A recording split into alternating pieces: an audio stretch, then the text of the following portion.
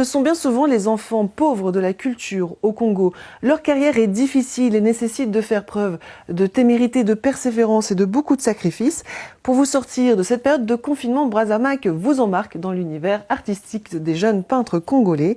Vous avez sûrement croisé leurs œuvres dans des hôtels, dans des galeries ou dans des restaurants, mais vous vous demandez qui ils sont.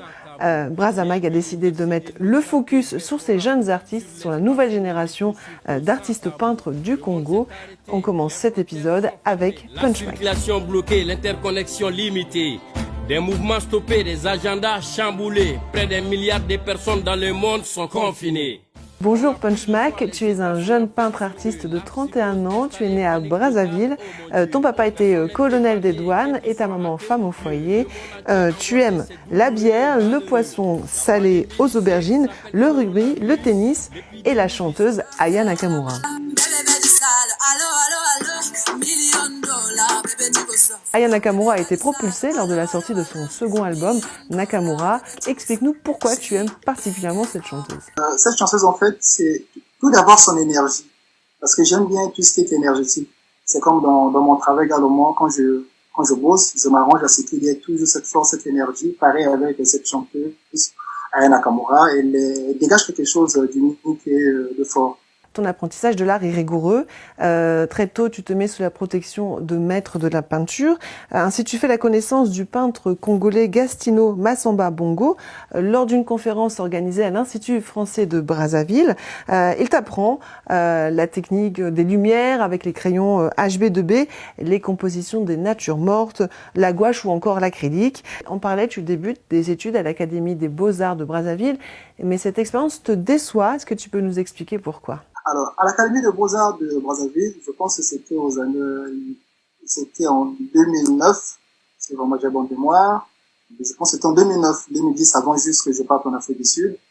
Et c'est vrai, c'était bien. Les basiques, on apprend à dessiner, à peindre avec vraiment des éléments de base comme tels, comme la gouache. Or, ce qui va me décevoir, c'est que tout ce qu'on va m'apprendre, c'est comme si je connaissais déjà cela. Et que surtout que le maître Gastino m'avait appris tellement des choses, une base vraiment solide, et que je me dis, mais qu'est-ce que je fais là en fait? Finalement, tu décides de quitter le Congo et tu pars en Afrique du Sud. Qu'est-ce qui t'a le plus marqué là-bas? En Afrique du Sud, ce qui va me marquer le plus dans leur culture, c'est le côté polygame, parce que les Sud-Africains sont vraiment polygames, hein, à l'exemple du président Jacob Zuma. Et donc, du coup, c'est ce côté-là. L'Afrique du Sud a connu des heurts et des violences xénophobes. En 2019, les étrangers sont pas toujours les bienvenus. Comment ça s'est passé pour toi, Punchmack? Les Sud-Africains blancs, dans la plupart, sont dans un coin. Et les Sud-Africains noirs sont dans leur coin. Les Sud-Africains métis également sont dans leur coin. Et même les Indiens également sont dans leur coin. Donc, c'est comme si c'est comme s'il y avait des blocs de chaque nationalité ou de chaque ethnie en quelque sorte. Donc moi c'est ça qui me dérange un peu. Donc il est un peu difficile de voir un Sud-Africain métis être en couple avec un Sud-Africain noir ou un noir en couple avec un Sud-Africain blanc. Ça, j'ai vu ça très rarement. Et c'est un côté un peu bouleversant. Moi c'est le côté négatif que j'ai vu et vivre de ce pays-là. Alors c'est en Afrique du Sud que tu prends pleinement conscience de la différence entre être un artiste et être un artisan. Est-ce que tu peux nous expliquer la différence? Toujours en Afrique du Sud, en continuant d'aller dans l'atelier de mon maître, donc Moussouké Loulé, c'était les mêmes images qu'on reprenait parce qu'il y avait tellement de clients qui venaient dans notre studio, dans notre atelier, dans la galerie commerciale, puisqu'on était vraiment sur une principale où il y avait beaucoup de touristes qui venaient tout le temps acheter des œufs. Et pour mon maître, c'était ça. C'était la même chose qu'on faisait presque tous les jours, reproduire les mêmes images parce que ça s'achetait bien. Moi, ça me dérangeait. Sur cette voie, je risquerais de devenir un artisan et non un artiste. Aujourd'hui, les œuvres que je réalise sont uniques et originales et que je livre des certificats d'authenticité à mes clients. Chaque œuvre, chaque tableau a un certificat d'authenticité. Mais avec mon maître, c'était pas le cas. Parce que une œuvre que vous allez reproduire 10 fois, vous ne pouvez pas établir le certificat d'authenticité pour la même œuvre, la même image. Ah non. moi je me suis dit, ah non, je peux pas faire comme lui. Et c'est là que je vais donc décider de laisser l'Afrique du Sud complètement et retourner au Congo pour commencer une carrière professionnelle.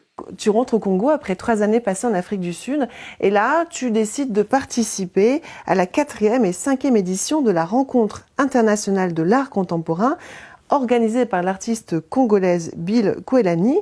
Et puis en 2017, tu participes au 8e Jeu de la francophonie à Abidjan, en Côte d'Ivoire, où tu présentes ta collection Source de lumière. Tu fais d'ailleurs partie du courant artistique qu'on appelle le pointillisme. Est-ce que tu peux nous expliquer ce que c'est que le pointillisme? C'est avec ça. Donc ici, puisqu'il y a de l'acrylique, c'est la même peinture utilisée par presque tous les peintres aujourd'hui. C'est vrai qu'il y a ceux qui sont restés encore avec la peinture à huile, mais l'acrylique est la peinture la plus utilisée actuellement. Donc, j'ouvre, après, je mets l'acrylique à l'intérieur et je commence à presser point par point sur toute la toile.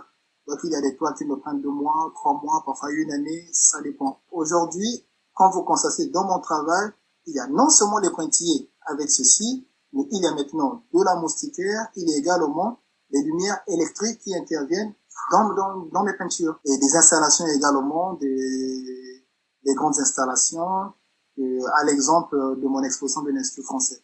Et ça ne s'arrête pas là, je continue avec eux. Punchmac, merci pour cet entretien. Si vous souhaitez découvrir davantage l'univers artistique de Punchmac, rendez-vous sur sa page Instagram et sur sa page Facebook. Quant à nous, je vous dis à la semaine prochaine pour un nouvel épisode de Brazza-Mag vous déconfine. Malheureux. La pandémie du siècle s'appelle coronavirus. L'épidémie vicieuse fait des corps à virus. L'explosion et la propagation du virus. L'épidémie à l'échelle mondiale coronavirus.